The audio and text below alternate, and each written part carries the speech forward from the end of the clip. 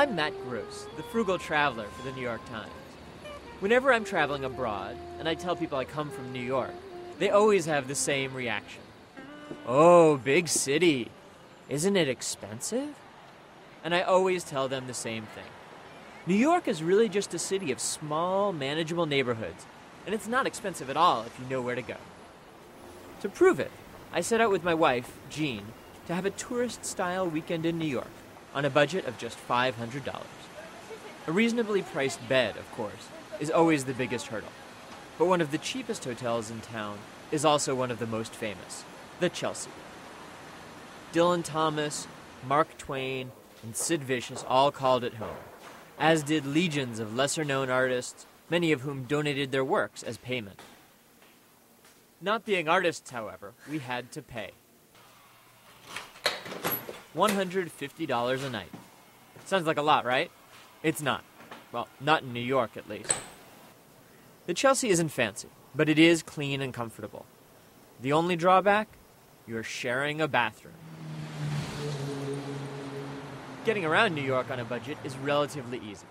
Walking is, of course, free, but for covering distance, rely on the subway. For the most part, Jean and I spent the weekend downtown, that is, below Union Square, where 4 times a week the Green Market is in full swing. The Green Market does offer free entertainment and, occasionally, free advice. Sometimes I go to a lot of openings, because they have free wine and beer. Actually, there are tons of free activities, like hanging out at Hudson River Park on Manhattan's far west side. What was once the gritty port area is now a place to jog, sunbathe, or just watch the boats go by. These are 3 buildings designed by the architect Richard Meyer. The Meyer Towers are not for the frugal, and the super chef Jean-Georges von Gerichten has his Perry Street restaurant there. But there's a secret. If you go to Jean-Georges at lunchtime, they have a 3-course meal for $24.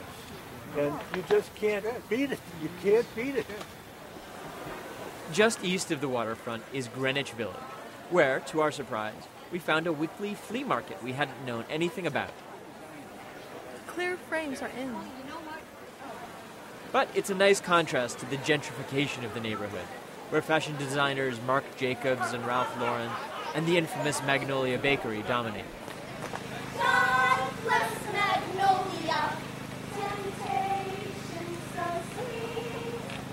God bless Magnolia and the new Bleecker Street. That night, Jean and I headed down to the Lower East Side, where we had our first date a whole decade ago. One of the neighborhood's new clubs was supposedly giving away free beer between midnight and 1 a.m. But I wasn't about to violate my cardinal law of nightlife. Never wait behind velvet ropes. I did, however, ask some NYU students for their own frugal recommendations. A great cheap place to eat is Pommes Frites. It's on 7th Street and 2nd Avenue. It's basically Belgian fries with a billion different dipping sauces, but it's really cool. It's open until like 4 a.m. on the weekends, and it's a great place to hang out.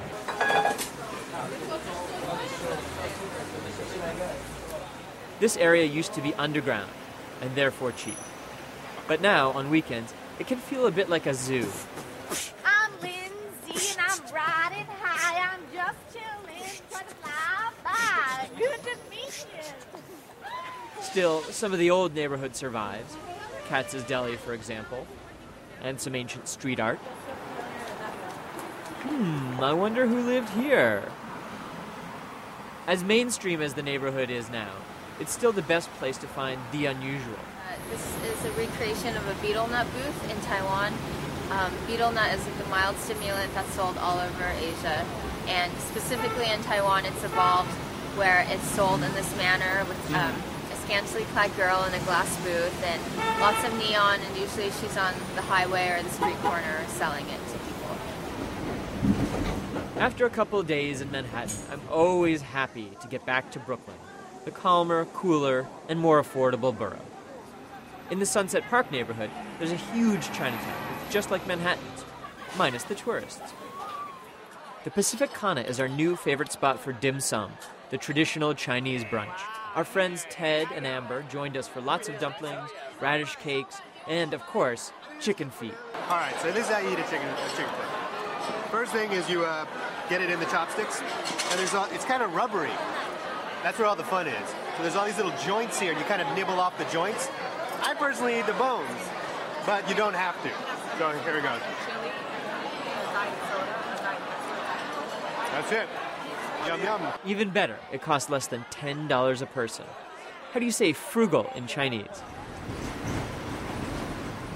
Finally, it was back to South Brooklyn for me and Jean, and I spent the afternoon hanging out at our local yacht club. Kiwanis Yacht Club is an outdoor beer garden that's open about 6.5 to 7 months a year, and opens up in April and closes down in October. It's kind of like your backyard. For a lot of people in Brooklyn, they don't have a backyard. Named for the Gowanus Canal, it's a relatively inexpensive place to drink, and an even better place to meet people. It's such a friendly place around here. Every time I come back to New York, I meet new people. And friendship, like much else in New York City, doesn't cost a thing.